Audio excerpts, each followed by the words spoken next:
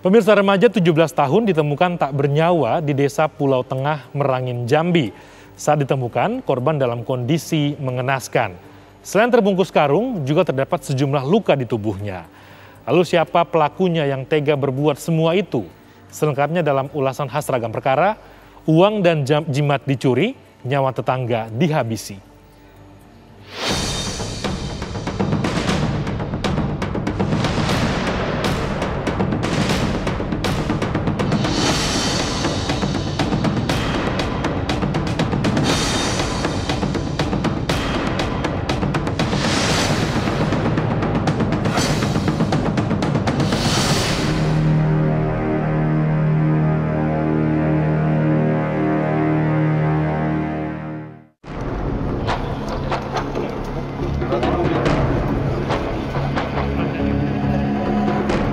Sabtu malam jelang pertengahan Februari 2022, warga di Jangkat, Merangin, Jambi dikagetkan dengan penemuan mayat pria yang dibungkus karung dan karpet serta terikat tali. Lari lagi yang Saat ditemukan, mayat dalam kondisi utuh dan berpakaian lengkap. Allahu Akbar. Meski begitu, disebut-sebut ada luka serius di bagian muka, kepala, dan belakang kepala, serta sudah mulai membusuk. Awas, pelan-pelan itu. Selain dimasukkan ke dalam karung, ia juga dikubur di tanah sedalam 1 meter. Biasanya dia itu berladang bersama mereka waktu itu, dan mereka mencari. Setelah dia mencari di sekitar kebunnya, dia menemukan bekas-bekas tanda seperti ada orang menimbun sesuatu. Dibongkarlah waktu itu karena kecurigaan dia, bos kami kok tidak ada. Setelah itu mereka mencari, temukanlah gundukan yang tidak sempurna. Ditemukan tanda putih, ternyata itu isinya karung. Setelah dibongkar, loh kok ada mayat. Setelah itu ternyata itu adalah saudara korban. Allahu Akbar. Jasad malang itu diketahui atas nama Jaka Radian Saputra. Sebelum ditemukan mengenaskan, remaja 17 tahun itu sempat dikabarkan hilang selama beberapa hari. Warga yang mencari korban lalu menemukan beberapa kejanggalan. Pertama, adanya timbunan mencurigakan di tengah kebun kopi di Sungai Lanting, Desa Pulau Tengah, Jambi.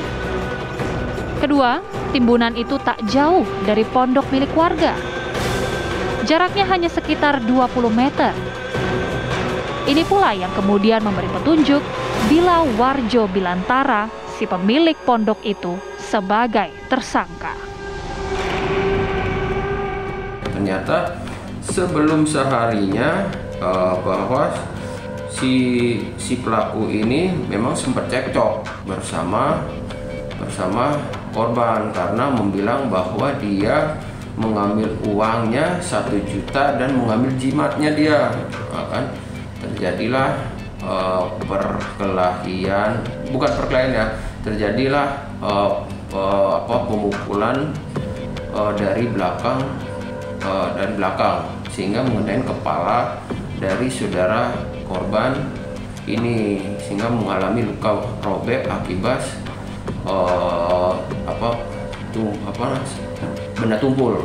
Dalam aktivitas rutin teori itu, kejahatan itu terjadi yang pertama motivasi daripada pelakunya, motivation offendernya, kemudian suicidal target, ada sasaran yang layak untuk dijadikan korban, kemudian yang ketiga lemahnya pengawasan.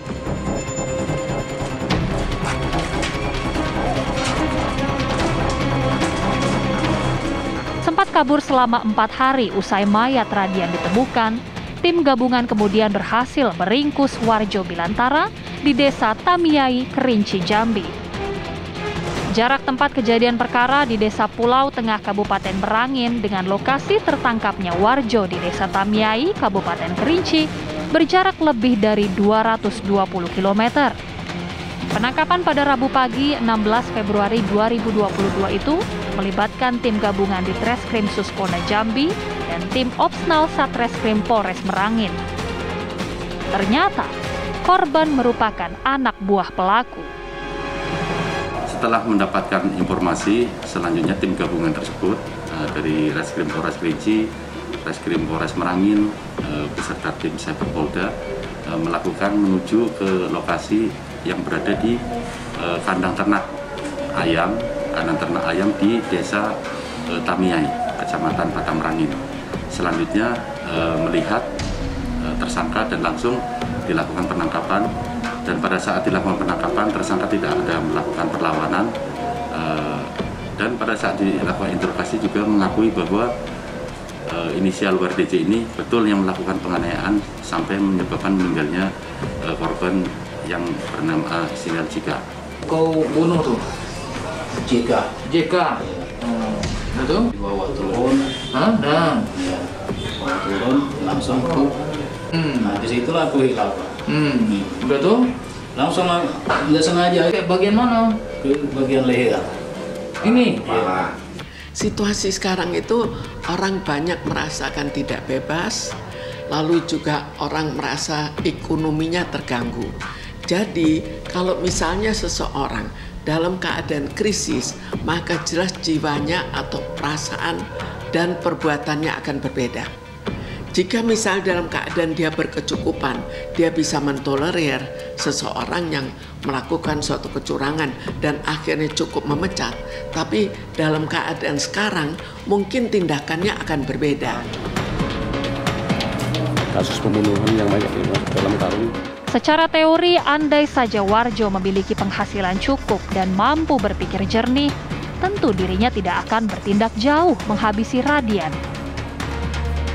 Kendati Warjo juga memiliki ladang kopi, namun diyakini kondisi ekonominya di Desa Pulau Tengah Jambi boleh jadi belum seperti dambaan banyak orang.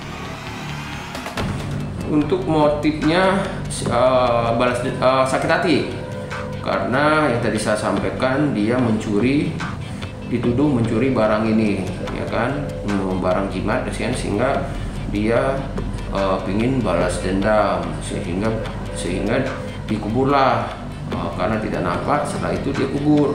Mungkin dia mengalami kemerosotan ekonomi, membuat dia tidak bisa mentolerir apa yang terjadi, yang dilakukan oleh anak buahnya, bahwa anak buahnya melakukan pencurian. Karena mungkin sekali dia sudah merugi itu tidak tahu, atau keuntungannya kurang. Lalu salah satu faktor yang juga menambah adalah faktor hukum yang tidak ditegakkan sebagaimana mestinya. Yang ditegakkan tidak sesuai dengan pengharapan masyarakat pada umumnya. Jadi kecenderungan untuk main hakim sendiri juga menjadi lebih besar. Warjo yang kini meringkuk di tahanan Mapores Merangin Jambi akan menghadapi serangkaian proses hukum. Warjo dijerat pasal 338 KUHP dengan ancaman hukuman maksimal 15 tahun penjara.